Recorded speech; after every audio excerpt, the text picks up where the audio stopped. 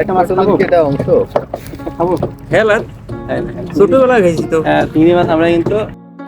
আসসালামু আলাইকুম, সবাই কেমন আছেন? আলহামদুলিল্লাহ আমি ভালো আছি। আমি কুষ্টিয়া কোট স্টেশন থেকে ট্রেনে উঠলাম।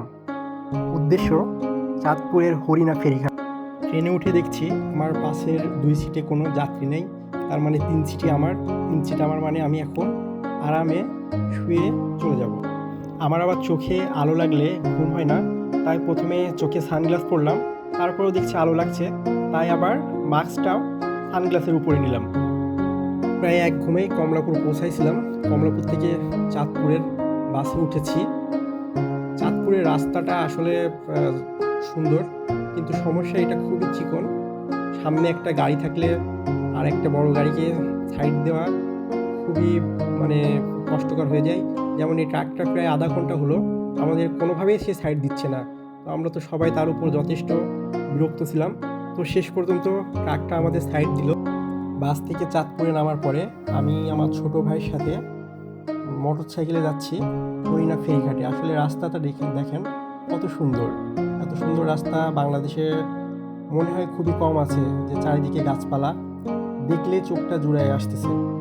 তো এখন আমরা যাচ্ছি হরিণা ফেরিঘাটে। হরিণা ফেরিঘাটে যাওয়ার উদ্দেশ্য ওখানে ইলিশ ওখানে ধরে ওখানেই রান্না করে খেয়ে আসা যায়।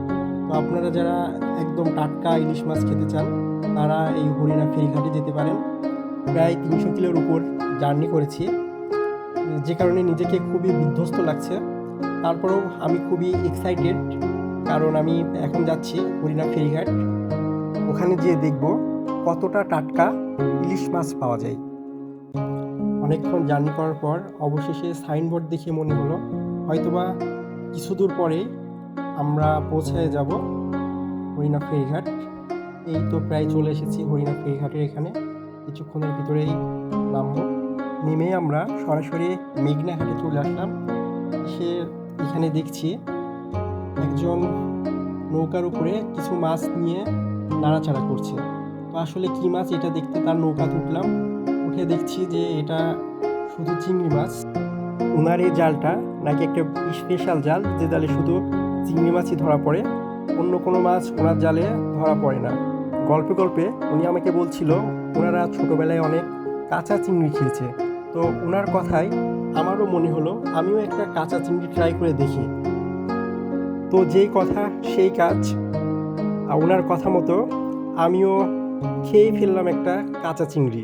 আসলে কাঁচা চিংড়ি খাওয়াটা তেমন কিছুই না, ভালোই লাগলো খেতে, খারাপ লাগেনি।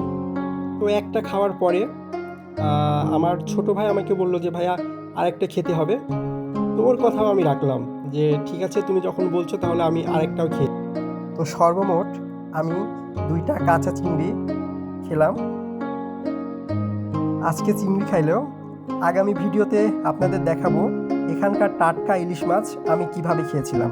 তো ঠিক আছে বন্ধুরা, সবাই ভালো থাকবেন, দেখা হবে আগামী ভিডিওতে। আল্লাহ হাফেজ।